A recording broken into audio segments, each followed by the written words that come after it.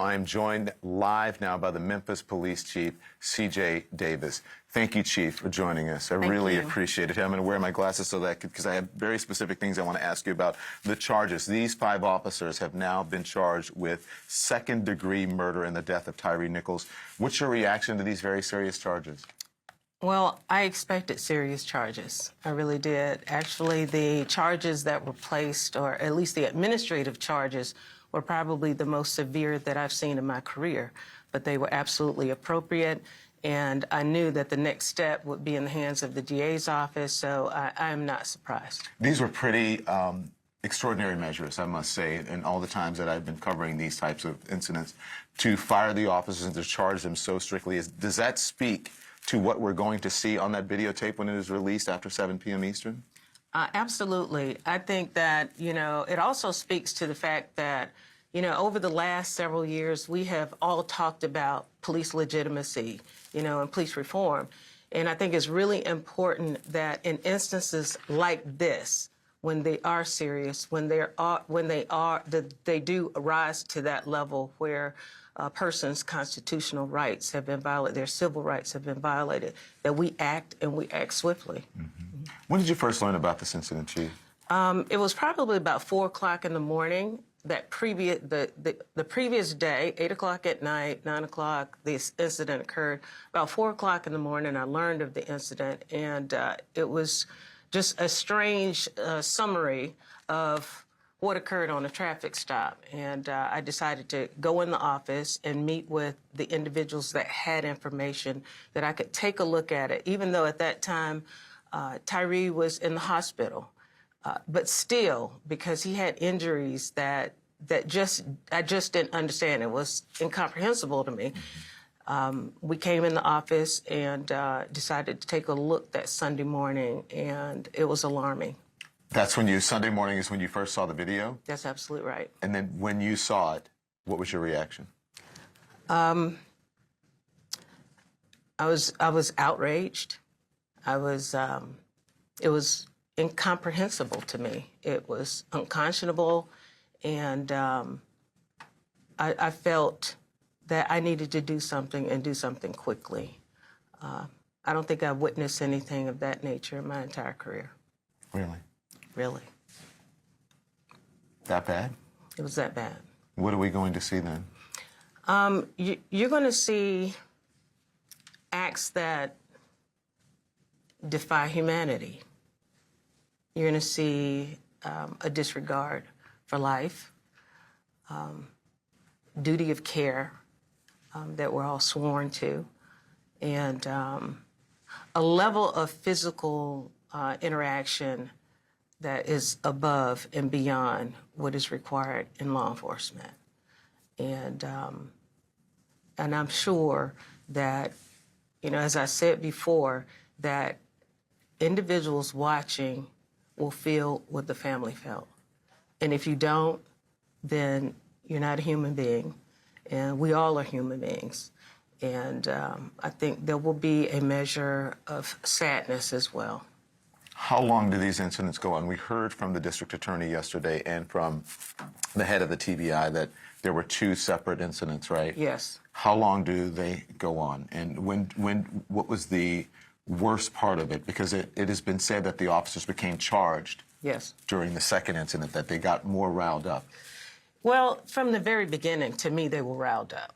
Mm-hmm. I don't think they were as amped up as they were on the second, at the second scene, but just the stop, the nature of the stop, very aggressive, loud, communication, and it just rose from there. It escalated from there. Mr. Nichols was able to get away from these officers, and they found him again at another location. And at that point, there was an amount of aggression that is unexplainable. In any instance where you're apprehending someone, even in the worst situations when there is resistance, officers still have the responsibility to exercise care and regard for any individual that's in custody or they're attempting to apprehend. And they're trained to do that. And to de-escalate. And to de-escalate. And that's a piece I think that is in question, but I think the escalation was there from the officers before training even needed to come in as it relates to de-escalate. The escalation was already at a high level. So you're saying they did everything wrong? Nothing that, you think this was outside of their training, everything? Oh, absolutely. So Absolutely. you said the nature of the stop. Yes. Can we talk about the nature of the stop? Yes. What was the nature? Why was he stopped? Well, I'm going to be honest with you about the stop itself. What was said was that there was a witnessing of what was considered reckless driving. We've looked at cameras, we've looked at body-worn cameras, and even if something occurred prior to this stop, we've been unable to substantiate that at this time. So you haven't been able to substantiate a reckless driving at all? No, we have not been able to substantiate the reckless driving. And that was why he was supposedly stopped? That was why he was supposedly stopped in the very beginning. And that was a concern. So, of course, in an investigation, we began to look at what was the probable cause for the stop, where were the cameras, was there some evidence on the body camera, on other cameras along those thoroughfares, and we've taken a pretty extensive look to determine, what that probable cause was, and we have not been able to substantiate that. It doesn't mean that something didn't happen, but there's no proof. There's no proof that the cameras didn't pick up. That the cameras didn't pick up. So before the incident, you're looking at other cameras, other surveillance cameras around the city? Around the city, other thoroughfares, even business cameras, any video footage that we could potentially pick up to see what occurred prior to this stop. The information that we have right now, based on what we could observe, is the stop itself and the first officer exiting his vehicle, and you'll see that on the body-worn camera. And at that time, the officers were already, aggressive and amped up. And so you haven't found anything to substantiate the probable cause for reckless driving? Not at this time. And this was just within a couple 100 feet of his home? That's right. Of his home? That's right. A few blocks away. Okay. He was apprehended by the Scorpion unit, which was launched under your leadership in 2021. Yes. Were they part of a street crimes unit? There was no... Were they looking for some other crime other than reckless driving from Tyre Nichols? Absolutely. Well, the Scorpion unit, the acronyms, Street Crimes Operations to Restore Peace in Our Neighborhoods. The whole concept was based on the fact that we had an outcry because of 3 years of violence in the city.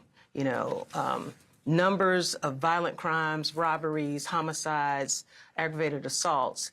And this is one of 3 teams whose primary responsibility is to reduce gun violence, to be visible in communities, and to also impact the rise in the crime. Basically, out of an outcry from the community, we had record numbers in 2021, 346 homicides.